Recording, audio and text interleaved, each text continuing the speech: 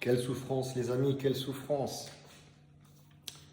Cagliari-Juventus 0-1, victoire fondamentale pour la Juventus, surtout par rapport, je vais dire, aux matchs qui se sont déroulés hier et aujourd'hui, où on a gagné 3 points sur nos concurrents directs. Sinon, petite parenthèse par rapport à l'arbitrage et la VAR, qui pour moi est scandaleux ce soir.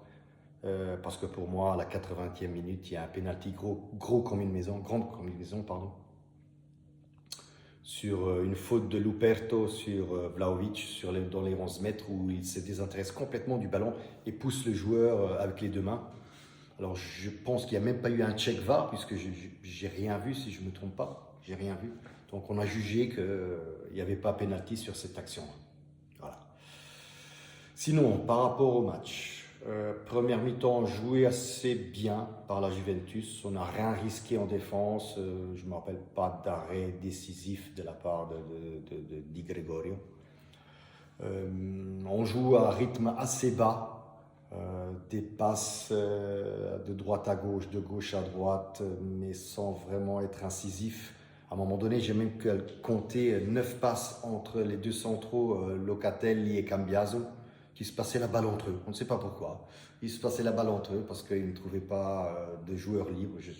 Enfin, ça m'a fait un peu sourire, on va dire ça comme ça.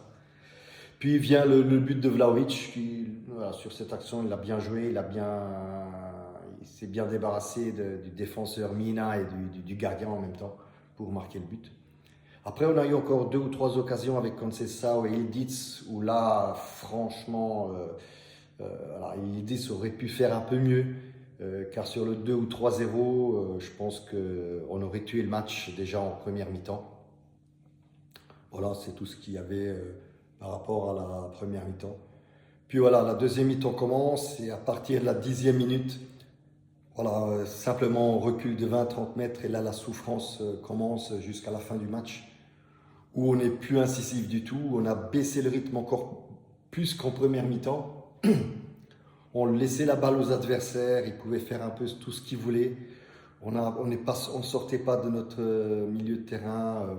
Oui, vraiment une deuxième mi-temps complètement oubliée. Même si je vais être honnête, je ne me rappelle pas d'arrêt de la part de Di Gregorio ou d'arrêt décisif de sa part. Il n'y a pas eu vraiment d'action dangereuse de la part du Cagliari. Et c'était que le Cagliari. Je pense que s'il y avait une autre équipe en face, on aurait sûrement comment je vais dire, perdu le match. C'est ce que d'ailleurs je vous l'avais déjà dit dans ma vidéo précédente où j'étais très pessimiste par rapport à ce match-là. Et voilà, je suis content de cette victoire qui, encore une fois, est très fondamentale par rapport au placement Champions. Voilà, c'est un peu tout pour la réaction à chaud.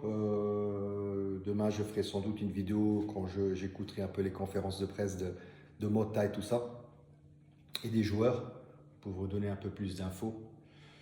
Sinon, voilà, je vous invite tous à mettre des commentaires en bas, à écrire des commentaires, à vous abonner et n'oubliez pas de mettre un petit like, ça fait toujours plaisir. Ciao!